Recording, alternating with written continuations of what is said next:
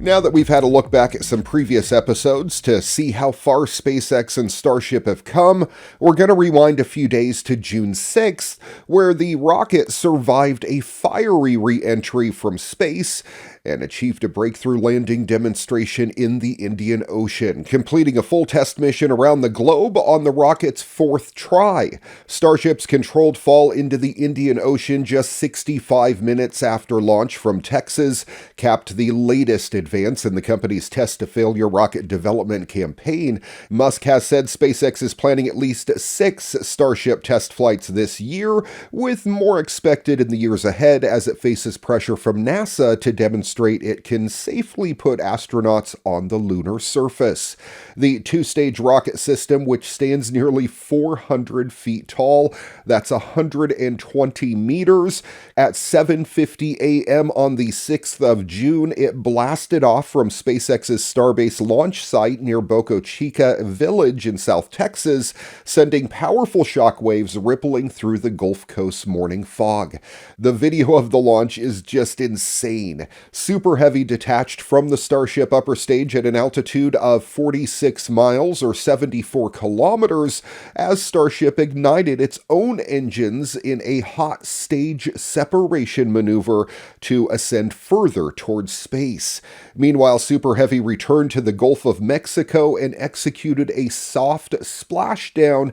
Now, this works very much like the Falcon boosters. It goes down straight. It has a booster on the end of it that slows its descent, and it has these grid fins that keeps it upright during the process. In space, a SpaceX live stream showed Starship outfitted with onboard cameras coasting around 16,000 miles per hour at an altitude of roughly 125 miles as it made its way towards the Indian Ocean for a return to Earth, setting up for a key demonstration of its reusable design. This was just crazy. At about 45 minutes into flight, onboard cameras showed a field of super hot plasma forming around Starship's exterior, just as it did last time, marking with hues of orange, red, bluish, purple, and green the start of the spaceship's blazing hot plunge into the Earth's atmosphere.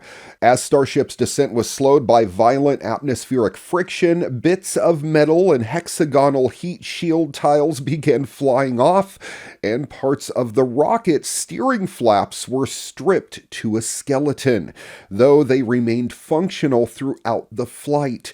Now, a reminder that Starship is landing very differently from the booster. In fact, it's a very new idea and design that saves a lot of fuel and is one of the coolest ways of landing ever. We've seen it before. It's the belly flop maneuver, and they're doing it from space this time, fully belly flopping from the atmosphere all the way down to just a few kilometers above the ocean.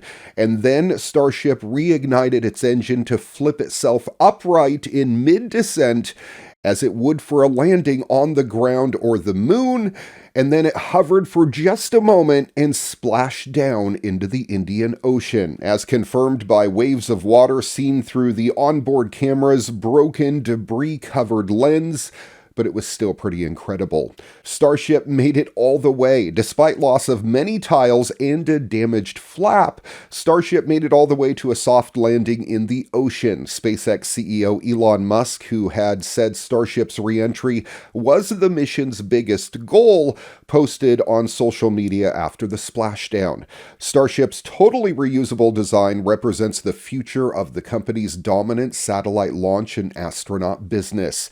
Musk, who founded SpaceX in 2002, which again is crazy, that was 22 years ago now, has said that Starship must launch hundreds of times before it carries humans, suggesting it could be years before the rocket flies crews or lands astronauts on the lunar surface.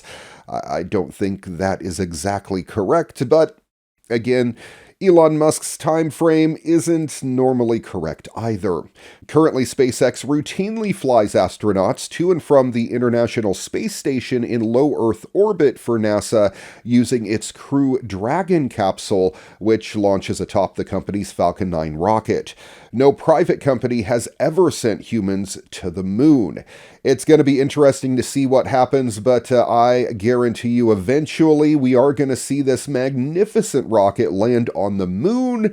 And much like the TV show I talked about For All Mankind, maybe eventually Mars as well. That is what Musk wants to do. I'll keep you updated once we hear more here on your weekly tech update. And happening in this week's What The, two short videos for you. The first one showing what happens when you try to fish with a drone.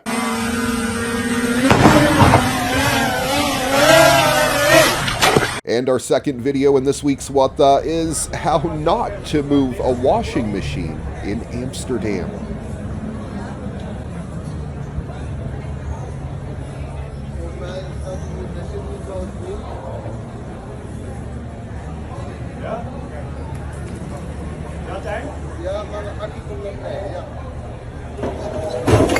Los, wegwezen!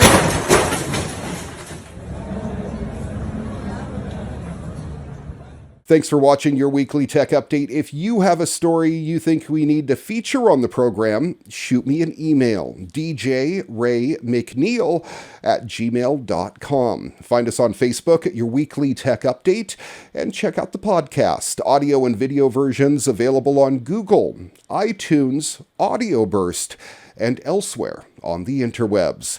Till next time, I'm Ray McNeil. Stay safe and stay healthy, everyone. And now, here's your moment of joy.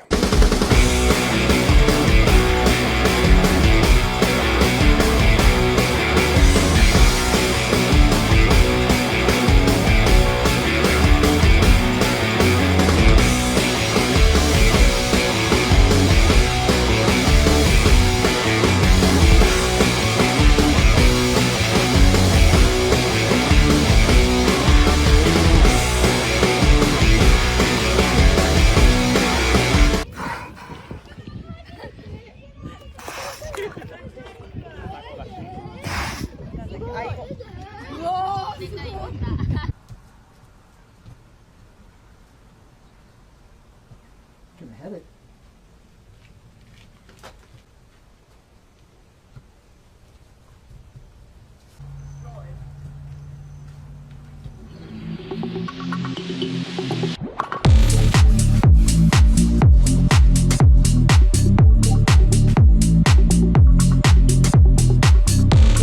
Your weekly tech update brought to you by Holiday Home Care, Phillip Island, Victoria, Australia. It's your turn to relax. Before you get on holiday on the island, contact Holiday Home Care. We can set up your residence or holiday rental, do the shopping for you, provide linen and towels, and make sure it's all ready by the time you get here, giving you more time to enjoy what Phillip Island has to offer. For more information, visit holidayhomecarepi.com or email holidayhomecarepi@gmail.com.